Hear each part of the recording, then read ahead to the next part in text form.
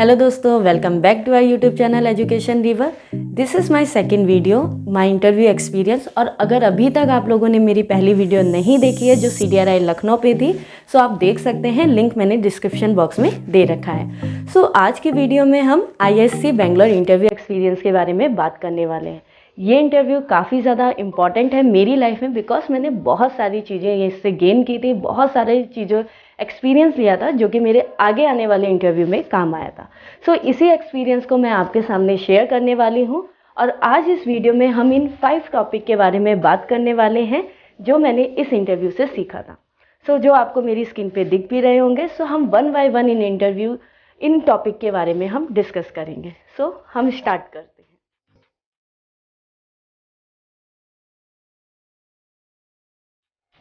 सो इन 5 things के बारे में बताने से पहले मैं आपको एक इम्पॉर्टेंट बात बताना भूल गई कि जो ISC बेंगलोर में मेरा इंटरव्यू हुआ था, first round of interview biochemistry department में मेरा सिलेक्शन हुआ था, जो मुझे सेकंड राउंड इंटरव्यू देने का मौका मिला।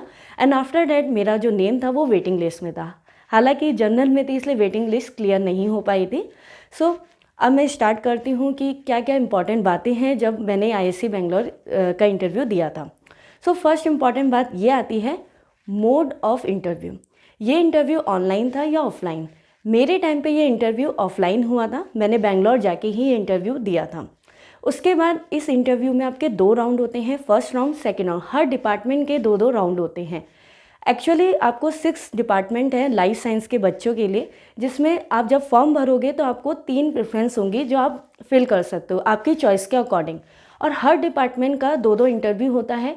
अगर आप फर्स्ट राउंड इंटरव्यू में पास होते हो तो आपको सेकेंड राउंड इंटरव्यू का मौका मिलता है। सो आई होप आपको ये फर्स्ट पॉइंट क्लियर हुआ होगा। अब सेकेंड पॉइंट ये आता है कि टाइम ड्यूरेशन, कि टाइम आपको कितना होगा इंटरव्यू में। सबसे इम्पॉर्टेंट बात यह है कि आपका सिलेक्शन हो या आपका सिलेक्शन नहीं हो, क्या आप इतना अच्छा इंटरव्यू देते हैं या नहीं देते हैं, ये डिपेंड नहीं करता। वहाँ पे एवरेज टाइम है 30 मिनट। और वहाँ पे क्या होता है कि 3-3 पैनल होता है, और 3 पैनल में बस आपकी किस्मत जिसमें है कि मतलब, क्योंकि 3 पैनल में ऐसे होते हैं कि कुछ थ्योरेटिकल क्वेश्चन पूछते हैं, कुछ एक्सपेरिमेंटल।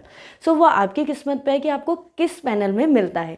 पर्टिकुलर आपको एवरेज ड्यूरेशन 30 मिनट आपको मिलेगा ही अपने आप को एक्सप्रेस करने के लिए। दोस्तों, आई होप आपको सेकेंड पॉइंट भी क्लियर हुआ होगा कि टाइम ड्यूरेशन कितना है। नॉर्मली जो इंटरव्यू होते हैं उनके अकॉर्डिंग तो इधर टाइम ड्यूरेशन आपको 30 मिनट मिलेगा ही।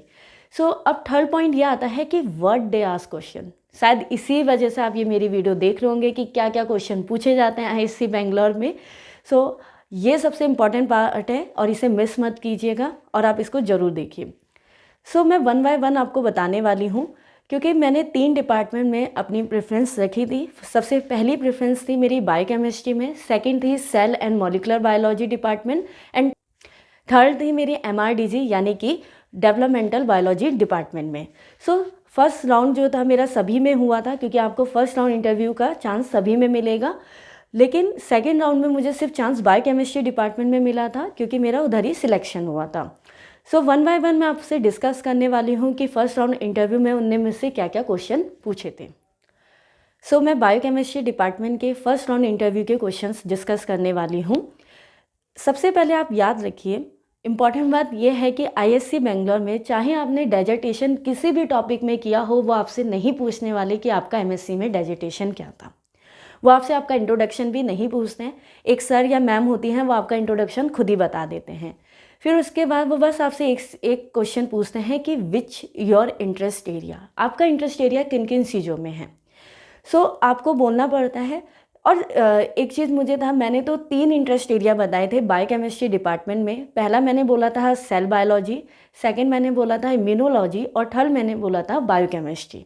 ज़रूरी नहीं है कि आपको 3 ही बताने, आप एक भी बता सकते हैं, ये आपकी चॉइस है कि आपका इंटरेस्ट एरिया किस में है। बायोकेमिस्ट्री डिपार्टमेंट में जो मुझसे क्वेश्चन पूछे गए थे, मुझे ओवरऑल सारे तो याद नहीं हैं, कुछ ही याद हैं जो मैं आपके सामने शेयर करती हूँ। पहला क्वेश्चन जो था, सर ने पूछा था कि which organelle present in a cell. मैंने आंसर दिया था। आफ्टर डैट उनने मुझसे कहा कि तुम न्यूक्लियस भूल गए हो। मैंने कहा न्यूक्लियस भी होता है। एंड उसके बाद उनका क्वेश्चन था कि न्यूक्लियस डबल मेम्ब्रेन है या single membrane. And after that उनका थर्ड क्वेश्चन था कि अगर एक सेल है और उसमें न्यूक्लियस प्रेजेंट है, तो उसको कैसे आइडेंटिफाई करोगे? तो एक एक्सपेरिमेंटल बेस्ड क्वेश्चन था। आफ्टर सर थे, एक और सर थे, उनने मुझसे क्वेश्चन पूछा था इम्यूनोलॉजी से रिलेटेड कि प्रोटियोजोमल सिस्टम है उसका इम्यूनोलॉजी से क्या रिलेशन है। एंड सेकंड क्वेश्चन उनका ये था कि एमएससी क्लास मॉलिक्यूल, मुझे अभी तो याद नहीं है मैंने क्या आंसर दिए थे, बट उस समय दे दिया था।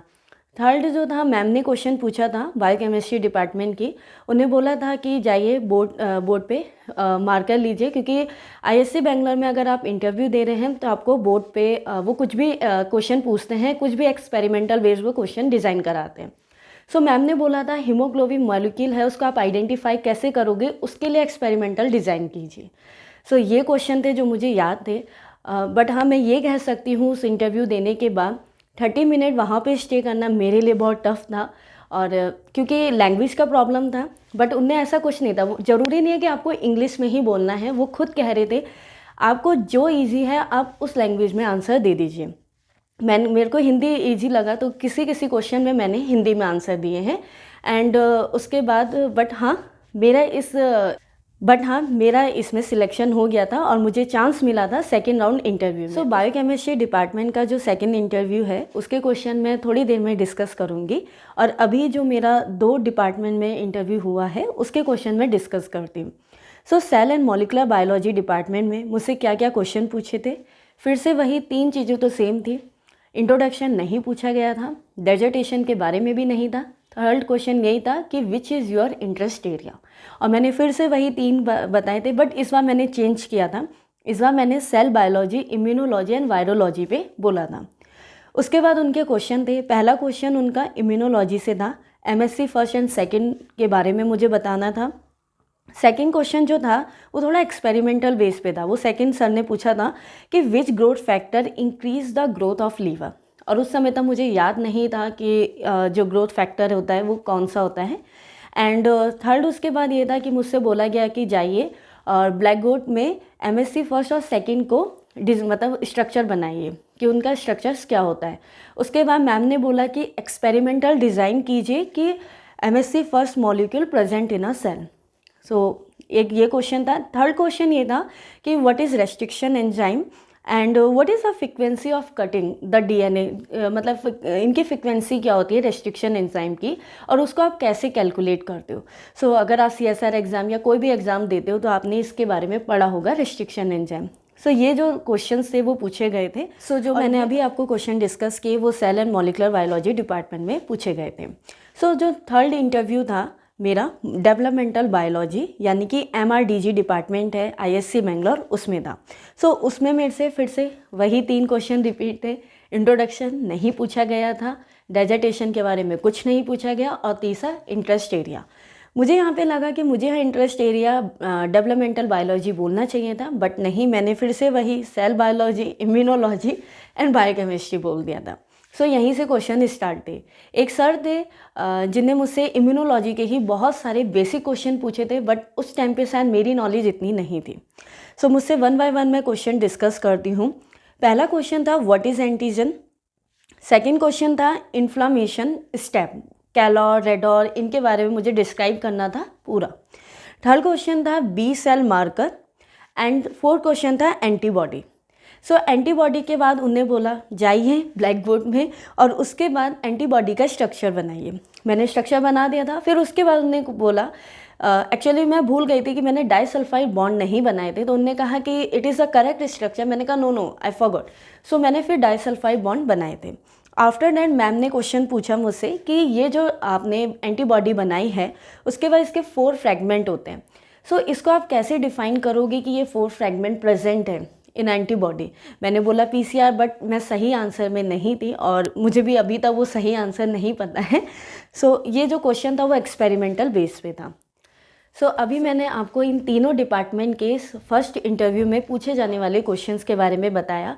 इन तीनों डिपार्टमेंट में मेरा बायोकेमिस्ट्री डिपार्टमेंट में सिलेक्शन हुआ था, जो कि मैं आपको यहाँ पे स्क्रीन पे दिख रहा होगा, जहाँ मेरा नेम है सेकंड इंटरव्यू के लिए। और इस इंटरव्यू में मुझसे क्या क्या क्वेश्चन पूछे गए वो मैं आपको डिस्कस करने वाली हूँ। ओके, जो बायोकेमिस्ट्री डिपार्टमेंट का सेकंड इंटरव्यू था, मुझे लगता है ये सबसे ज़्यादा इजी था। हालांकि मैं बहुत डर रही थी कि फर्स्ट इंटरव्यू में तो ऐसे ऐसे क्वेश्चन थे, क्योंकि मैक्सिमम एक्सपेरिमेंटल थे। बट कहते हैं ना कि अगर आपकी किस्मत है कि आपका जो पैनल है वो अगर थ्योरेटिकल क्वेश्चन पूछने वाला है तो बस आपके थोड़ा सा प्लस पॉइंट होता है। सो इसमें ऐसा नहीं है कि फर्स्ट राउंड और सेकेंड राउंड में डिफरेंस था, नहीं, सेम वही सिचुएशन थी। आपसे कुछ नहीं पूछा जाएगा, सिर्फ आपका इंटरेस्ट टॉपिक पूछा जाएगा। और फिर से वही मैंने 3 इंटरेस्ट टॉपिक अपने बोल दिए थे। अब तो आपको भी रिमेंबर हो गया होगा मैंने क्या क्या इंटरेस्ट टॉपिक बोले थे। उसके बाद उनके क्वेश्चन थे, हालांकि मैंने लिख रखे हैं, बहुत सारे क्वेश्चन थे जो कि मुझे याद भी हैं। पहला क्वेश्चन था, what is difference between prokaryotic and eukaryotic cell.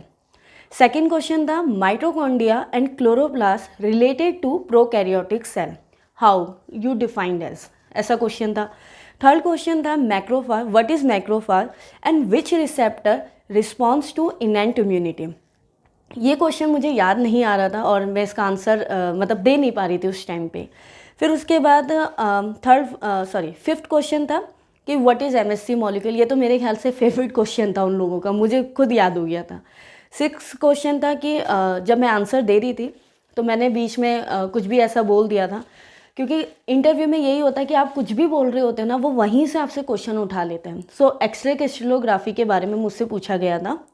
उसके बाद आप जाइए ब्लैक बोर्ड में और ये बताइए कि which RNA resemble to protein structure.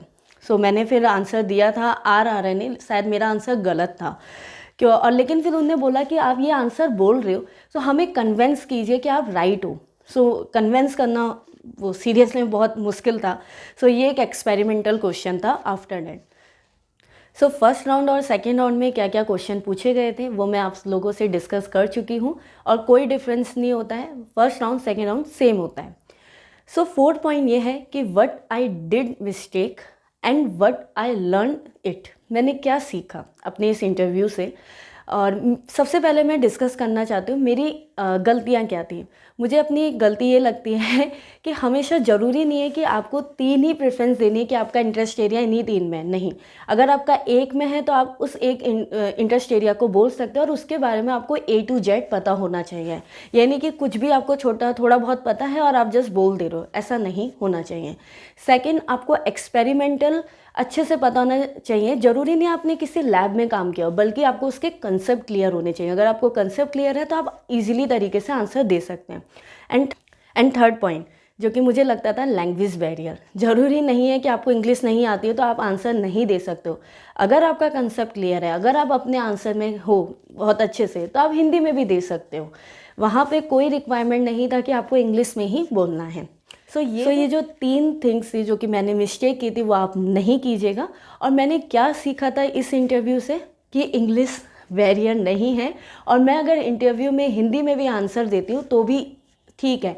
सो ये मैंने इस इंटरव्यू से सीखा था, जो काफ़ी ज़्यादा सिग्निफिकेंट था मेरी लाइफ में, क्योंकि मैं उत्तराखंड की कुमाऊं यूनिवर्सिटी से पढ़ी थी और मैं आईएससी बेंगलोर का इंटरव्यू दे के आई थी और वहाँ मैं सेकेंड राउंड में भी सिलेक्ट हुई थी और इनफैक्ट वेटिंग लिस्ट में मेरा नेम था।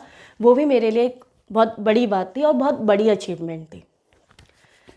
सो आई नो गाइज ये एक वीडियो काफ़ी ज़्यादा लेंथी हो चुकी है, सो अब मैं ज़्यादा स्ट्रेस नहीं करती हूँ अपनी बातों को। So fifth point, my suggestion all of you. So आप बस, मेरा सजेशन आप लोगों के लिए यही है कि आप कोई भी टॉपिक चूज़ करते हो बट आपके इंटरेस्ट का होना चाहिए और आप उसके बारे में A to Z अच्छे से आपको पता हो। और हमेशा जब भी आप इंटरव्यू देने जा रहे हैं, नर्वस नहीं होना है, कॉन्फिडेंस रहना है, और जब भी आप आंसर दे रहे हो स्लोली देना है ताकि आप थोड़ा सा नर्वस ना हो और आप इजी तरीके से अपनी बात को एक्सप्लेन कर पाएँ। एंड थर्ड पॉइंट, अगर आपको भी मेरी तरह लगता है कि लैंग्वेज बैरियर हो सकता है इंटरव्यू के लिए, नहीं, अब इस फील्ड में आपके लिए लैंग्वेज बैरियर नहीं है, बल्कि आपकी नॉलेज इंपॉर्टेंट है। अगर आपके पास नॉलेज है तो you can crack all of interview. Okay, and yes, last में यही है कि जितने भी क्वेश्चन मेरे से पूछे गए हैं मैंने डिस्क्रिप्शन बॉक्स में लिख दिए हैं, आप वहाँ से भी देख सकते हैं। And thank you so much guys for watching this video. And please अगर अभी तक आप लोगों ने मेरे चैनल को सब्सक्राइब नहीं किया है तो सब्सक्राइब कर लीजिए।